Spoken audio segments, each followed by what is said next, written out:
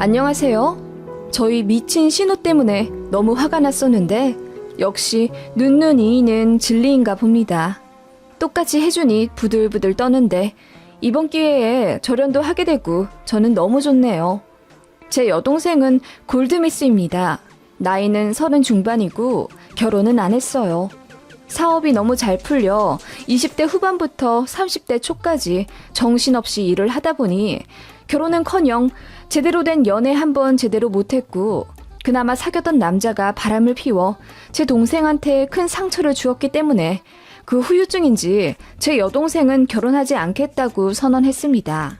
지금 하고 있는 일이 너무 잘 되고 재미있어서 굳이 결혼에 대한 열망도 없었고요. 그런 동생이 저는 자랑스러워요. 결혼해 아이를 낳고 아둥바둥 워킹맘으로 사는 저보다 훨씬 여유로워 보이기도 하고요. 그런 동생에게 그래 결혼하지 마. 지금처럼 멋있고 당당하게 살아 라고 말을 해주기도 합니다. 제 남편 역시 처제가 너무 대단하다며 치켜 세워주는 사람이고요. 단 한 사람, 제 신우는 예전부터 틈만 나면 제 동생 깎아내리기에 바빴습니다. 새언니, 현주는 아직도 남자친구 없어요? 아가씨, 아무리 동갑이라지만 존칭을 하셔야죠. 현주가 뭐예요? 그건 제가 부르는 말이죠. 아가씨는 사돈이라고 호칭하셔야 맞는 거예요. 어차피 나이도 같은데 무슨 존칭이에요. 그럼 이제 그냥 현주 사돈이라고 부를게요. 그건 되죠? 아니, 그건 그렇고 아직도 남자친구도 없으면 결혼은 대체 언제 하려고 그런데요? 내가 남자 소개시켜줄게요. 아가씨, 저번에도 소개시켜준다고 하던 사람이 제 동생보다 10살이나 많은 백수였잖아요. 그래서 제가 화냈던 거 잊었어요? 제 동생 결혼만 안 했지 돈도 잘 벌고 뭐 하나 빠지는 애 아니에요. 아니, 나이가 너무 많잖아요. 저는 그래도 뱃속에 아이까지 자식이 셋이나 있는데 현주 사돈은 결혼 안 하고 뭐 한대요? 아가씨보다 잘 살아요. 됐죠? 이제 관심 안 주셔도 돼요. 그렇게 신우는 제 여동생한테 무슨 억하심정이라도 있는 건지 말도 안 되는 남자를 갖다 붙이려고 하질 않나. 결혼도 안 한 노처녀인데 돈 많이 벌어 뭐 하냐는 식으로 깎아내리더군요. 그래서 제가 화를 내기도 하고 그랬지만 어쩔 수 없는 시자라 그런지 제 쪽을 만만하게 보는 시각은 변하지 않더군요. 원래부터 말을 참 밉게도 하던 신우였고 저랑 남편 결혼하는데 예물 예단으로 본인이 나서서 시자짓을 하려고 하길래 신우 때문에 파혼할 뻔한 적도 있어요. 게다가 돈은 얼마나 밝히는지 저희 결혼식 축의금에서 남편 쪽으로 들어온 돈의 반을 달라고 해서 난리가 났던 적도 있었죠. 신우가 결혼을 잘 못했어요. 젊을 때 가볍게 사귀던 남자와 혼전 임신하는 바람에 조건도 제대로 안 맞춰보고 부랴부랴 결혼을 했는데 신우네 남편 쪽은 빚밖에 없는 집안이었고 신우 남편도 돈벌이 제대로 못해서 한 달에 200만 원 정도 벌어온다고 하던데 그나마도 꾸준히 갖다 주기라도 하면 모를까. 틈만 나면 관두고 그래서 신우가 부업으로 돈을 벌지 않으면 5 식구가 입에 풀칠하기도 힘들다 하더군요. 그런 신우가 말이라도 잘하고 착한 사람이면 저도 시조카들 용돈 준다는 셈치고 좀 도와주고 그러겠어요. 그런데 저한테 화난다고 쌍욕한 적도 있었고 제 명품 지갑이 탐난다며 손대서 난리 난 적도 있기 때문에 도통 정이 안 가는 신우입니다. 그래서 남편이랑 신우랑 사이도 별로 안 좋고요. 안 그래도 남편이 신우 결혼을 엄청 반대했었거든요. 잘 좀 알아보고 결혼하라고. 그런데도 자존심 때문인지 제 남편한테 고래고래 소리 질러가며 결혼 진행했던 여동생이라 제 남편도 혀를 내두르고 반포기했습니다. 그리고 결혼해서도 자꾸 손 벌리고 사고치고 그러니까 저희도 이제는 모른 척하고 싶어진 거죠. 그래서 그냥 대면 꼭 필요한 연락 외에는 잘 안 하려고 했고 시댁에도 웬만하면 신우네랑 안 마주치려고 노력했습니다. 그런데 신우가 셋째까지 낳고 나니 더없이 친정이 고픈 건지 명절 내내 본인 친정, 그러니까 제 시댁에 눌러붙어 있더군요. 신우 남편은 명절에도 일하러 간다고 하는데 제 생각엔 장인 장모님한테 잔소리 듣고 제 남편한테도 또 한 소리 들을까봐 어색해서 안 오는 것 같고요. 그래서 저희 집은 시댁 가면 딱 1박만 하고 오거나 아님 식사 2끼 정도만 하고 올라옵니다. 신혼의 아이들이 워낙 많고 정신이 없는 데다 그 집 아이들이 자꾸 저희 애들을 괴롭히고 때려서요. 좀 더 크면 안 부딪히겠지만 지금은 고만고만한 또래라 그런지 트러블이 많더라고요. 게다가 신혼의 애들이 워낙 드세고 입도 험해서 솔직히 저희 애들이 많이 밀려 화가 나요.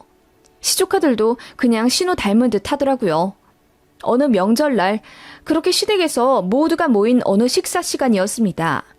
신우가 또다시 제 여동생의 근황을 묻더군요. 그래서 그냥 일 계속하는 중이라고만 말하고 입을 닫았어요. 그런데 저희 큰딸이 고모, 우리 이모 새로 이사간 집 엄청 넓어요. 바로 앞에 바닷가도 있고 너무너무 좋아요. 라고 하더군요. 제 동생이 오션뷰 끝내주는 아파트로 이번에 이사를 갔거든요. 바로 앞이 바닷가고 해 떨어지는 풍경이 그야말로 예술입니다. 평수도 32평이라 넓고요. 그게 2번째 집이고 다른 지역에도 오피스텔이 하나 더 있습니다. 능력 있는 동생이에요.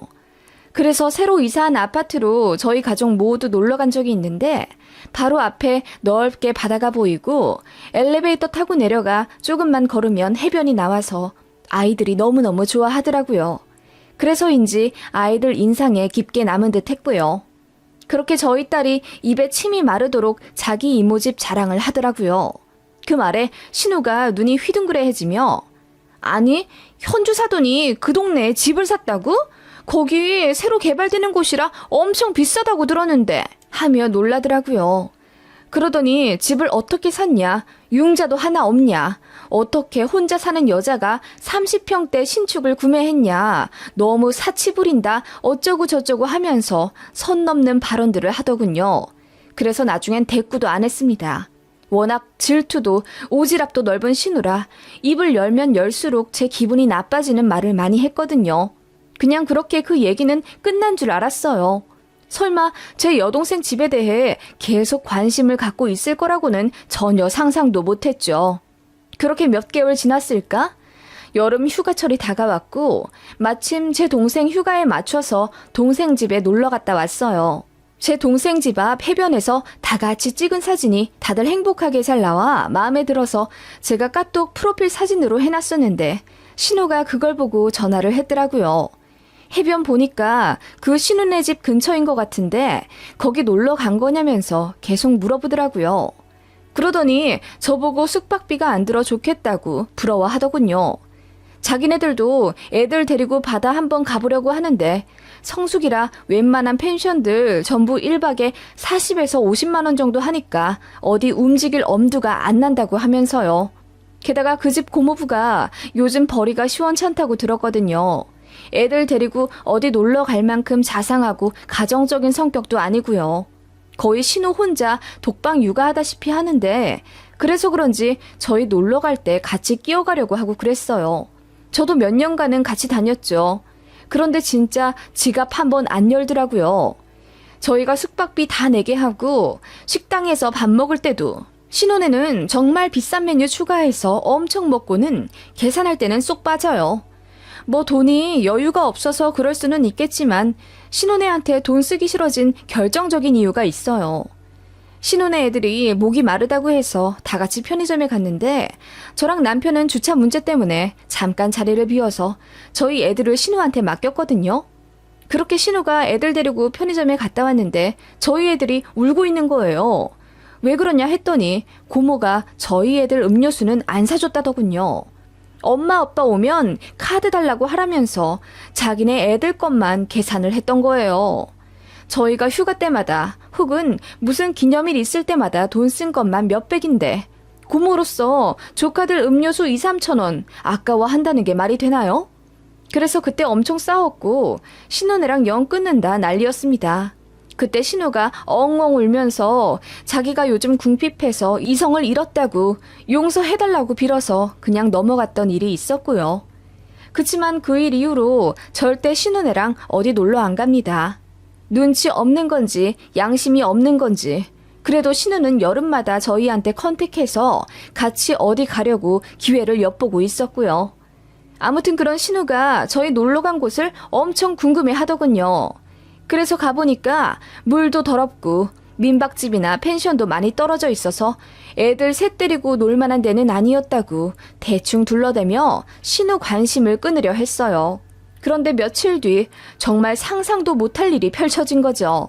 신우가 전화를 하더라고요. 언니, 현주사돈 아파트가 어디예요? 나 그 해변 쪽 왔어요. 네?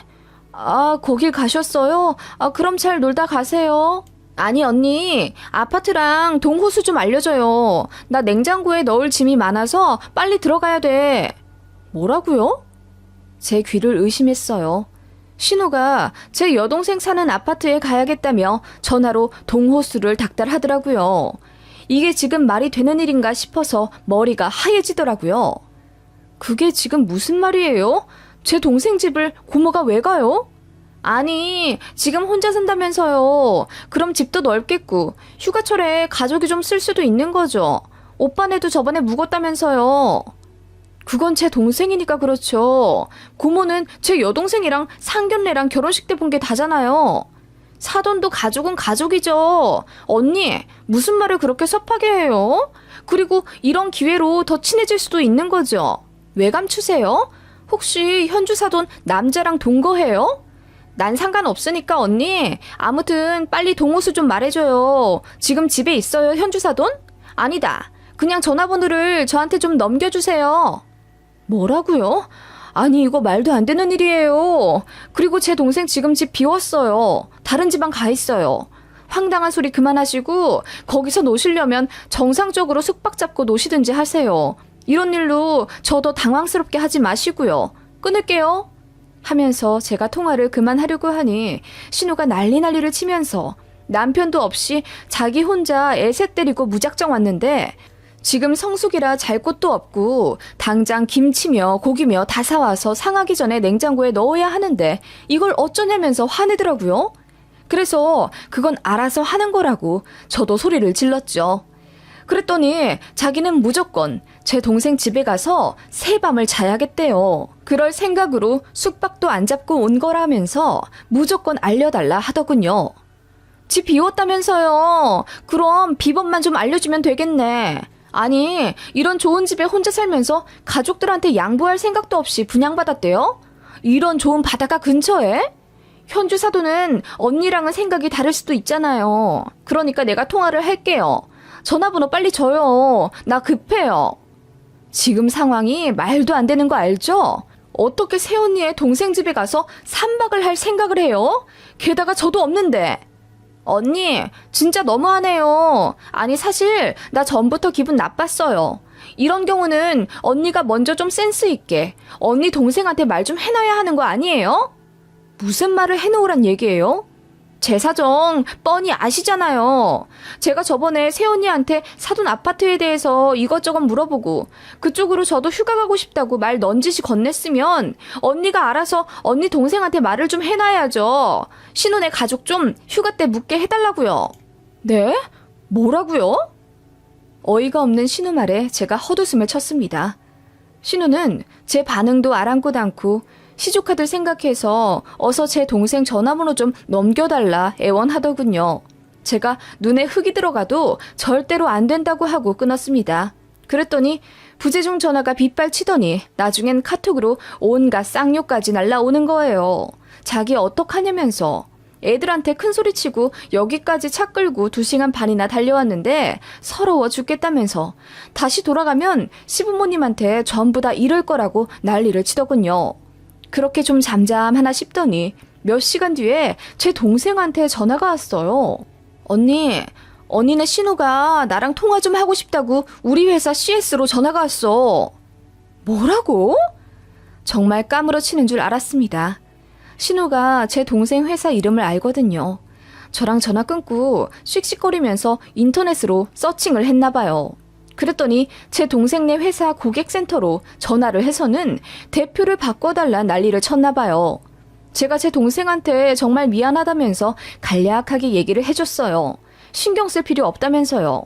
그랬더니 제 동생이 더 길길이 날뛰면서 자기가 전화를 대신 하겠대요. 그래서 말렸는데 제 동생도 성격이 불같아서 그런지 신우한테 바로 전화를 했나 보더라고요. 자세한 대화 내역은 모르겠는데 나중에 듣기로는 제 동생이 자기 집을 다른 가족들 마음대로 호텔처럼 쓰라고 그 집 산 거 아니고 작업실도 있어서 방문은 어려울 거다. 그리고 내 언니한테 이런 무리한 부탁 안 했으면 좋겠다라고 말을 했대나 봐요. 그랬더니 신우가 제 동생한테는 알겠다고 쭈그러들더니 저한테 전화를 걸어서는 제 동생이 싸가지가 없네 뭐네 하면서 난리를 치더군요. 가족끼리 인정머리도 없고 그런 인성이니 아직도 결혼을 못한 거라면서 악담을 퍼붓더군요. 저도 더 참을 필요 없어서 똑같이 쌍욕하고 싸웠습니다. 정말 너무 열받더라고요. 정신이 어떻게 된 건가 싶기도 하고 이번 기회에 완전히 연을 끊고 싶은 생각도 있었어요. 시부모님이 혹여 저더러 너무하다고 하면 저는 시부모님도 안 볼 생각이었습니다. 다행히 나중에 시부모님이 아시고는 신우한테 엄청 뭐라고 하셨나 봐요. 그런데 솔직히 팔이 안으로 굽잖아요. 신우가 자기 돈 없어서 눈에 뵈는 게 없었다고 엉엉 울었다던데 그래서 그런지 시부모님도 마음이 약해지신 것 같더라고요.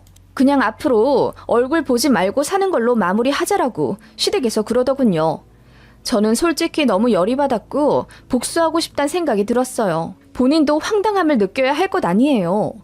그래서 벼르고 벼르다 몇 개월 후 단풍이 엄청 예쁘게 들기 시작하던 어느 늦가을에 제 친구들 5명 데리고 길을 나섰습니다. 어디로 갔겠어요? 신혼의 집이었습니다. 신혼애가 단풍 예쁘게 들기로 유명한 관광지 근처에 살고 있었거든요. 제 사정을 아는 제 친구들한테 SOS 쳐서 하루 시간 좀 내달라고 하고 친구들 데리고 신혼애 집 앞으로 무작정 갔습니다. 가서 전화했어요. 그랬더니 앞으로 연락 안 한다더니 웬일로 전화를 했냐면서 뾰루퉁하게 받더군요.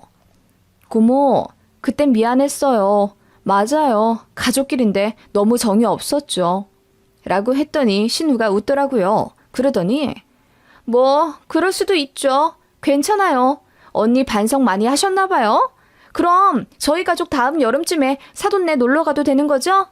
라고 하길래 제가 당연히 그래도 된다고 했더니 신우가 놀라더군요. 언니, 웬일이에요? 진짜 대박이다. 하긴 시댁 식구들한테 척지고 살아봐야 언니한테 좋을 거 하나 없잖아요. 잘 생각했어요. 언니, 그럼 내년에 동생한테 얘기 잘해서 한 일주일 정도 집 좀 쓸 것 같다고 얘기해주세요. 그래요. 가족끼리인데요 뭐. 맞아요. 이제야 말 좀 통하네요. 가족끼리는 그러면 안 되는 거예요. 언니가 너무했어요. 그래서 말인데 저희 지금 고모네 집 근처 왔거든요.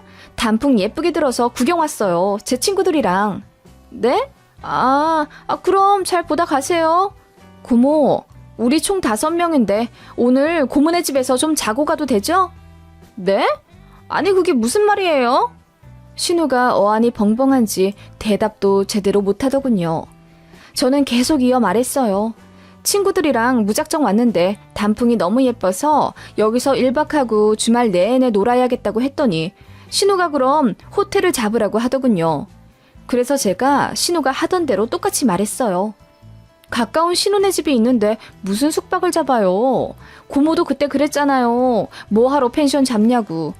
가족끼리 이럴 때 좀 재워주고 먹여주고 그러는 거라면서요. 아니 그건 그런데 우리 집에서 어떻게 5명이 자냐고요. 괜찮아요. 거실만 좀 비워주면 되죠.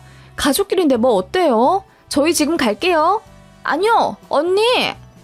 신우는 그렇게 외마디 비명을 지르며 저를 막으려 했지만 저는 전화를 끊고 막무가내로 신우네 집 앞으로 쳐들어갔습니다. 초인종을 아무리 눌러도 대꾸도 않더군요. 분명히 집에 있는 것 같은데 말이죠. 저는 신우한테 문 열어줄 때까지 집 앞에 있을 거라고 메시지를 날렸어요. 설마 가족을 길거리에서 자게 냅둘 거냐고. 나 믿고 같이 온 친구들한테 면목이 없다고 제가 신우가 하던 대로 똑같이 했더니 신우가 결국 문을 열더군요. 빼꼼히 문을 열어 얼굴만 나오게 한 뒤에 우는 얼굴로 저더러 대체 왜 그러냐고 하더군요. 그래서 제가 가족끼리 좀 재워주고 그래야 한다면서요. 안 그러면 싸가지가 없는 거라고 제 동생한테 그러셨어요. 안 그러셨어요? 아니 그때는 설마 내로남불? 고모 지금 내로남불 시전하는 거예요? 왜 고모는 막무가내로 제 동생 집 쳐들어가도 괜찮고 저는 안 되는데요? 제가 정말 미친 듯이 따져 묻자 신우가 진땀을 뻘뻘 흘리더군요. 제가 계속 신우가 하던 대로 가족끼리 왜 이러냐고 너무하다고 난리를 치니 그제서야 고개를 푹 숙이며 자기가 말을 잘못했다고 하더군요. 그러더니 마침내 미안하다고 하는데 알 수 없는 쾌감까지 들더라고요.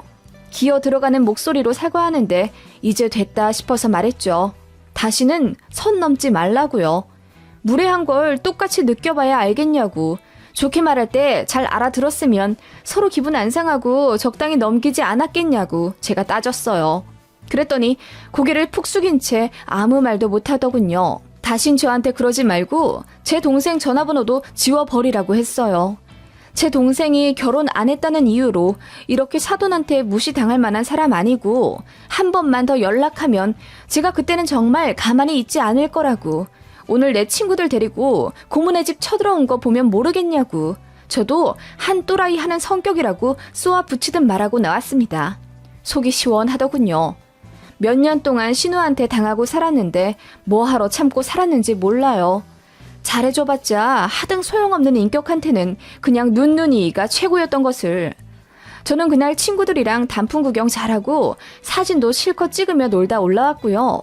남편이랑 시댁한테도 제가 한 일 제가 먼저 다 말했습니다. 아무 말도 못하시더군요 다들. 남편은 저더러 잘했다고 했고요. 시댁에서는 뭔가 꽁기하긴 한지 예전처럼 저한테 대하진 않으시네요. 거리를 좀 두시는데 아마도 속으로는 저더러 너무하다고 생각하시겠죠. 그러거나 말거나입니다. 그날 이후로 신우한테서는 정말 연락이 아예 안 오고요. 그 전에는 일주일에 2-3번은 카톡이 왔었거든요. 명절에도 저 피해서 오는지 2번 연속 못 만났습니다. 너무너무 좋아요. 그냥 조금이라도 여유 있는 사람이 조금 더 이해하고 참아주면 다 평화로울 거라고 생각했는데 정말 착각이었어요. 잘해줘봤자 소용없는 사람들이 있더라고요. 그게 제 신우였고요.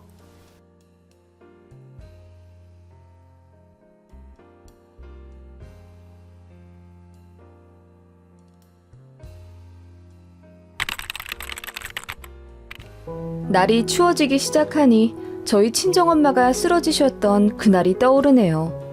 그때도 이맘때처럼 낮은 덥고 밤엔 추웠거든요. 그때 엄마가 쓰러지시고 앞으로 평생 몸을 자유롭게 쓰지 못하실 수도 있다는 의사 말에 얼마나 울었는지요.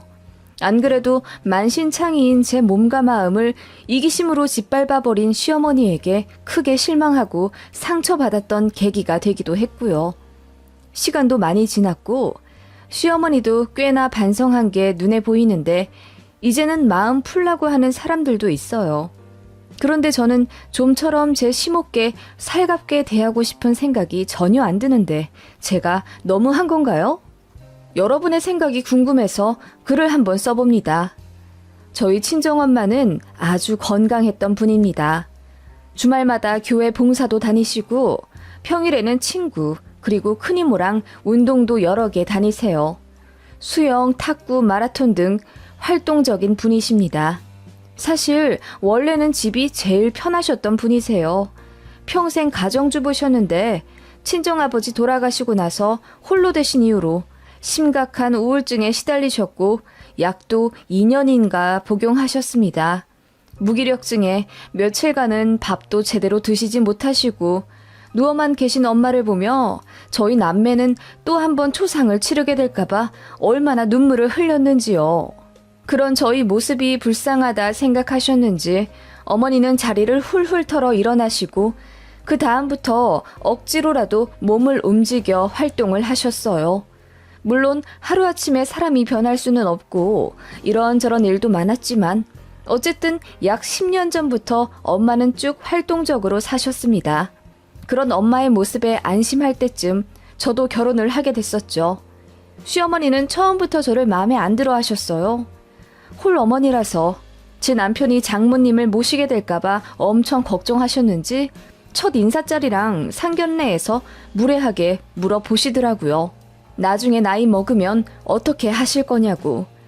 저희 엄마는 웃으면서 지금도 언니랑 거의 같이 살다시피 하는데요. 그리고 애들이랑 같이 살고 싶은 생각은 없습니다. 우리 아들, 딸들이 성격들이 강해서 같이 살면 제가 피곤해요. 하시면서 농담 섞어 저희에게 기대지 않으시겠다는 의지를 밝히셨어요. 저는 그것도 너무 마음이 아프더라고요. 시가구, 친정이고 간에 혼자 남으신 부모님께 도움의 손길이 필요하면 저는 자식으로서 당연히 돌봐드려야 한다는 입장입니다. 사정이 안 되면야 그때 가서 요양원을 알아보지만요. 시어머니는 저희 친정 엄마의 답변이 썩 성에 안 찬 듯 다들 그렇게는 말하더라고요. 근데 그건 나이 70, 80이 돼봐야 알겠죠. 라고 하시더군요. 그런 시어머니에게 저도 되묻고 싶었습니다. 어머님도 만약 혼자 되시고 나서 나이 70, 80이 되어도 자식이랑 살고 싶단 생각 안 들 자신 있으시냐고요. 그치만 저는 용기가 없는 며느리였고 당시 남편만 쥐잡듯이 잡아서 다시는 어머니가 그런 무례한 말씀 안 하시게 조치해달라고 으름장을 놓을 뿐이었습니다. 아무튼 과거에 그런 일이 있었고요. 친정엄마는 혼자 되신 분이라고 걱정도 안 들 정도로 스스로 모든 것을 배워나가고 또 진취적으로 살고 계셨습니다. 오히려 시어머니가 더 저희한테 기대셨고요. 시아버지가 외부 활동이 많으신 편인데 어머님을 거의 안 데려가세요. 두 분이 성격이 잘 안 맞아서 예전부터 거의 따로 국밥 마냥 사셨다고 하더군요. 그런데다 장남인 형님은 먼 지방에서 살고 계시고 차남인 제 남편은 그나마 차로 1시간 거리에 살아서 그런지 핸드폰 조금 안 돼도 저희를 호출하시고 집에 바퀴벌레가 나와도 저희한테 전화하시더라고요. 잡아달라고요. 저희가 1시간 거리 달려서 시댁에 바퀴벌레 잡으러 가야겠습니까? 게다가 저희는 맞벌이라 정말 눈코 뜰 새 없이 바쁜데요. 그래서 말도 안 되는 부탁은 몇 번 거절했더니 저더러 너 친정엄마한테는 간도 쓸개도 다 빼줄 것처럼 잘해드리지? 내가 시어머니라 그러니? 시자라 거리감 느끼는 거야? 하시더군요. 그래서 저도 열받아서 저희 친정어머니는 바퀴벌레가 나와도 당신께서 맨손으로 잡으시고 핸드폰 안 되면 가게로 가서 직원한테 물어보세요. 저한테 딱히 도움을 요청하신 적도 없거니와 어머님 저희가 매번 거절을 한 것도 아니잖아요. 주말에 가서 해드린대도요. 라고 했더니 며느리가 감히 시어머니 말에 바락바락 대든다며 한 달을 머리 싸매고 누우셨다더군요. 시금 전폐하셨다더니 정작 한 달 뒤에 만났을 때는 살이 쪄 계신 게 코미디더라고요. 아무튼 그렇게 시어머니는 시시때때로 저희 친정엄마를 경계하셨어요. 그 도가 진짜 지나치다 싶더라고요. 저희가 18평 신혼집에서 시작하다가 돈 많이 모아서 32평 신축 아파트 청약에 당첨되어 이사를 가게 되었어요. 그런데 시어머니가 극구 반대하시는 거예요. 애도 하나인데 굳이 방이 3개 있는 큰 집에 가야 할 필요가 있냐고요. 어이가 없더라고요. 애가 둘이 될 수도 있고 또 저희가 돈 모아서 집 늘려간다는데 솔직히 말해서 돈 한 푼 보태주신 것도 아니고 오히려 친정엄마가 가구 사라고 2천만 원 보태주셨어요. 그런 엄마도 가만히 계시는데 시어머니가 그렇게 반대를 하시더라고요. 그런데 친정엄마한테 2천만 원 받은 거 아시고는 더 노발대발 흥분은 가라앉히지 못하시더니 너희 엄마가 너네랑 같이 살려고 돈 대준 거 아니니? 라고 소리를 버럭 지르시더라고요. 그때 처음으로 시어머니가 저희 친정엄마를 너희 엄마라고 지칭했고 저는 그게 너무 무례하다 느껴져서 어머님 저희 친정엄마는 꼬박꼬박 사부인 안사돈이라고 호칭 제대로 해주시는데 어머님은 너희 엄마라고 하시면 어떡해요? 라고 했더니 그깟 호칭이 뭐가 그리 대수냐면서 화내시더군요. 그리고는 아무튼 간에 합가는 절대로 안 된다. 우리 아들 어른이랑 사는 거 아주 불편해해. 서로 배려해 가면서 살아야 부부지. 라고 하시길래 생각도 안 했는데 왜 그러시냐고 되려 따졌네요. 저희가 새 아파트로 이사 가고 나서도 방을 어떻게 꾸몄는지 엄청 궁금해 하시더군요. 저희가 안방은 패밀리 침대 넣어서 다 같이 자고 방 하나는 아이방, 방 하나는 운동기구랑 제 책상 하나 넣어놨다고 하니까 공간 활용을 왜 그렇게 했냐고 마음에 안 들어 하시더군요. 그게 복선일 줄은 꿈에도 몰랐네요. 그렇게 저희 집도 넓히고 부모님들도 건강하시고 저희 아이도 잘 크고 모든 일이 순조롭게 흘러간다고 생각했습니다. 하지만 불행은 어느 날 갑자기 온다고 하나요? 친정엄마가 쓰러지셨다는 소식을 듣고 그야말로 기절할 듯 엄마가 계신 병원으로 달려갔습니다. 급성 심근경색이었어요.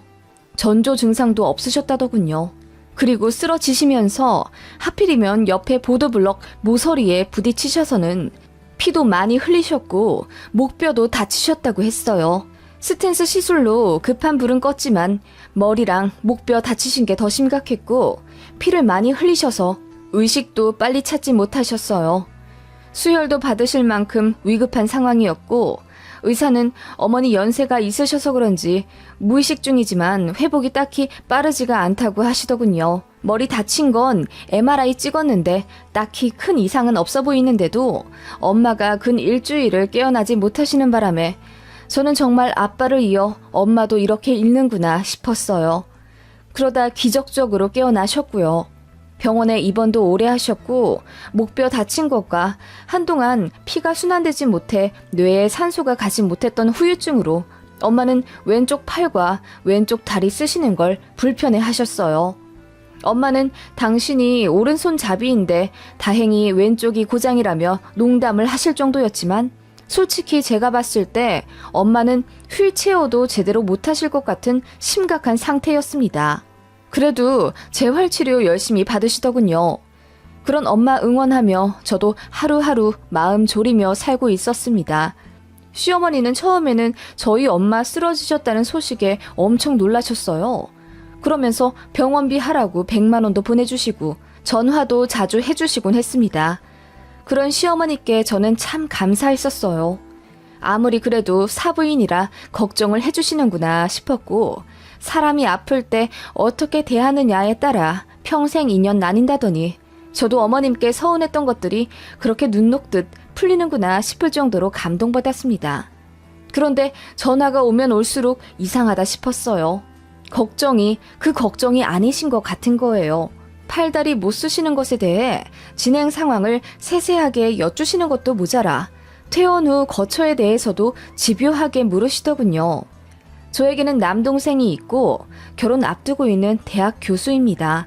안 그래도 남동생이 본인이 엄마 모시고 싶다고 하는 걸 저도 마음이 안 놓여 서로 모시겠다고 하던 중이었고요. 앞으로 쭉 합가는 못하게 될지는 몰라도 일단 거동이 불편하신데 당연히 제가 봐드려야 한다고 생각했어요. 워킹맘이라 안 그래도 아이 키우랴 일하랴 벅찬 감도 있어서 퇴사를 생각하기도 했던 차고요. 그래서 그런 저희 진행 상황을 말씀드리니 저는 사실 굳이 말하고 싶지도 말해야 하는 의무도 없다고 생각합니다만 어머님이 진짜 집요하게 물어보셔서 어쩔 수 없이 다 대답한 것들입니다. 아무튼 어머님이 제 대답을 듣자마자 불같이 화를 내시며 우리 아들이 불편해한데도 나이 40 간 넘어서 장모님 뒤치다꺼리를 해야겠냐 우리 아들이? 라고 하시더라고요. 그래서 제가 뒤치다꺼리라뇨. 그럼 저희 엄마 락앤락 뚜껑도 제대로 못 여시는데 굶어 죽으란 말씀이세요? 상태 좋아지실 때까지 자식이 좀 돌봐드려야죠. 그리고 제가 남편 시킬 것 같으세요? 제가 다 하겠죠. 라고 했더니 어쨌든 제 신경이 친정 엄마한테 가면 남편이랑 자식 돌보는 게 뒷전이 되고 그렇게 되면 본인 아들이 피해를 보니 절대로 합가를 하면 안 된다고 길길이 날뛰더군요. 그때 정말 정 떨어졌습니다. 어머님 본인도 나중에 어떻게 될지 모르는데 며느리 가슴에 이렇게 대못을 박아도 되는 겁니까? 황당하더라고요. 엄마는 대학병원에서 다른 병원으로 전원 가셨고 거기서 재활치료 집중적으로 받으려고 입원하신 상황이었어요. 다행히 그 병원이 저희 집이랑 고속도로 잘 달리면 40분 정도 되는 거리라 제가 일주일에 2번 가서 엄마를 보살펴 드렸습니다. 나머지는 남동생이 휴가 썼고 너무 고맙게도 남동생 결혼할 사람 그러니까 지금의 저희 올케가 수고해주더라고요. 그렇게 저희끼리 으쌰으쌰하며 엄마 회복을 돕는 동안 어머님은 제가 혹시라도 엄마를 모실까봐 눈에 불을 켜고 감시하더군요. 정말 다행히도 엄마는 회복에 탄력이 붙어 곧잘 걸어 다니게 되셨고 목발도 조금 더 간소화된 것으로 바꾸셨어요. 산책도 하셨고 편의점에서 물건도 사시더라고요. 그렇게 나아지는 게 눈에 보일 때쯤 퇴원을 생각하게 되었고 저희는 가족 회의를 통해 제가 한 달 정도, 남동생이 그 이후 한 달, 그 다음은 큰 이모네에 가시는 걸로 합의를 봤습니다. 시어머니도 그걸 알게 되셨어요. 그랬더니 남편한테 카톡해서는 정말 편하냐고, 사위가 장모님 모시면 얼마나 골치 아픈 일인지 아냐며 그냥 처남한테 한 달에 돈 얼마 주면서 아예 넘겨버리라고 말한 메시지를 보게 됐어요. 저희 엄마가 무슨 짐짝도 아니고 너무 하더라고요. 다행히 남편이 그 말에 불같이 화를 내며 장모님이 본인에게 얼마나 잘해주시는데 그런 소리를 하냐고 했다네요.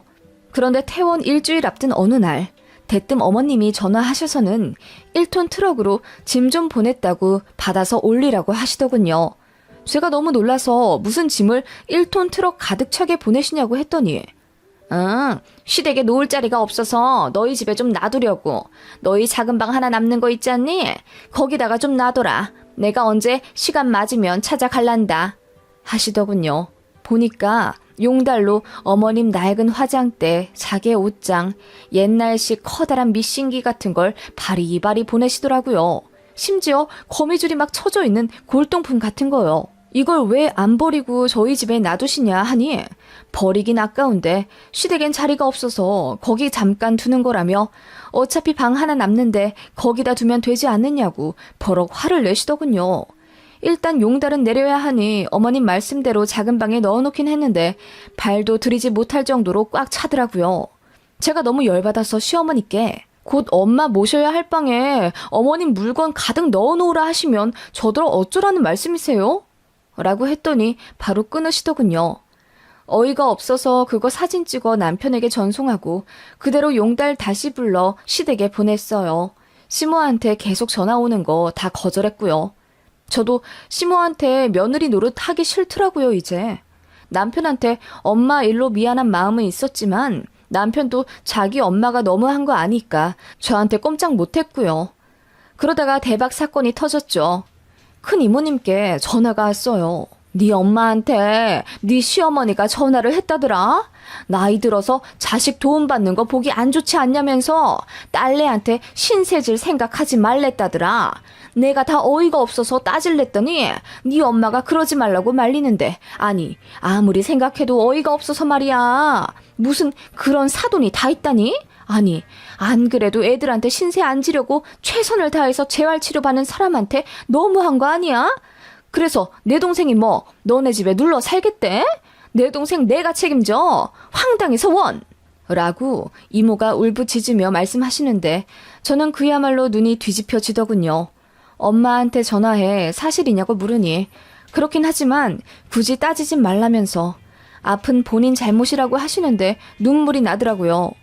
그래서 시어머니에게 바로 전화하려다가 그냥 시동 걸어 시댁으로 들이닥쳤습니다. 역시나 시아버지는 집에 안 계셨고 어머님 혼자 파자마 차림으로 편하게 계시다가 저보고 눈이 휘둥그레 해주시더군요. 네가 여긴 웬일이냐? 어머님, 제 친정 어머니께 전화하셨어요? 딸내 신세질 생각 말라고? 뭐? 난 또 무슨 일이라고? 예, 설마 내가 그렇게 얘기했겠니? 나는 그냥 우리 아들 처남이 아직 혼자 살고 그러니 거기가 더 편하실 것 같아서 딸내한테는 가지 마라 그렇게 말씀을 드린 거지. 우리 아들이 또 장모님 모신다고 하면 집에서 빤스도 못 입고 갇혀있고 불편하지 않겠니? 그렇게 되면 서로 불편하지. 그래서 피차 더 좋은 방법을 말씀드린 거야. 그리고 자식한테 기대지 말라는 게 뭐 틀린 말이니? 난 그런 거 도통 이해가 안 가서 아무리 몸이 안 좋아도 혼자 죽이 되든 밥이 되든 버텨야지. 그걸 어머님이 왜 결정하시는데요? 물론 제 남편이 어느 정도 불편할 수 있다는 건 알아요. 그래서 미리 동의도 구했고 사과도 했고요. 정말 괜찮대요. 그리고 이럴 때 안 모시면 본인도 마음이 불편할 거라면서 더 오래 모시자고 얘기했던 게 아이 아빠예요. 그래도 제가 한 달이라고 딱 기간 정해놓은 거고 또 가장 중요한 건 저희 엄마도 자식들 집에서 신세 지는 거 부담스러워하세요. 저희가 모신다고 한 거지 엄마가 먼저 오겠다고 한 적도 없고 또 상황이 나아지면 한 달 안 채우고 먼저 나가실 거라고 했어요. 제가 따발총처럼 어머님께 쏘아붙이자 어머님 얼굴이 벌개지더니 그야 안 싸돈도 민망하니까 그렇게 말씀을 하실지 몰라도 솔직히 사람 건강이 어떻게 될지 모르고 근데 너희 집에 있다가 혹시 몸이 안 좋아지시면 아예 눌러 앉으시면 어떡하니? 그건 내가 반대인데? 라고 하시더군요. 어머님은 전혀 미안한 기색이 없이 이런 건 시댁에서 관여해야 할 사항이라며 눈치 안 보고 막 나가는 제가 이상한 거라고 하시더군요. 그러면서 홀어머니 있는 딸이 결혼시장에서 얼마나 최하 등급인 줄 아냐면서 사위 처가에 다 빼앗긴다고 볼멘 소리를 하시더군요. 그리고는 홀어머니인 것도 마음에 안 드는데 돌아가실 때까지 정정하셔야지. 왜 아프고 그러신다니? 하필이면 거동이 불편해지실 건 또 뭐야? 아프더라도 그냥 손 덜 가는 그런 질환이나 걸리시면 좀 좋아? 라고 하시더군요. 그 말에 제가 빡 돌아서 어머님, 그게 어떻게 맘대로 되나요? 그리고 어머님은 나중에 안 아프실 줄 아세요? 지금도 당뇨기 있으시고 무릎 아프다 매일 앓는 소리 하시면서 왜 그러세요? 라고 했더니 어머님이 놀란 듯 절 보시더군요. 어머님은 평생 건강하시고 평생 안 다칠 줄 아시냐고요. 그리고 사람 앞날 어떻게 될지 모른다면서요. 아버님도 갑자기 돌아가시게 되면 어머님 혼자 남으시는데 그러면 그때 가서 자식한테 안기 대고 사실 자신 있으세요? 저는 어머님보다 훨씬 젊은데도 앞날을 확신 못하고 사는데 어머님은 뭘 믿고 그렇게 당당하신 거예요? 뭐라고? 아니, 내 말은 그냥 자식들 생각해서. 그러니까 제 말이 그거예요. 어머님은 나중에 거동 못하실 때 자식 도움 절대로 안 받으실 거냐고요.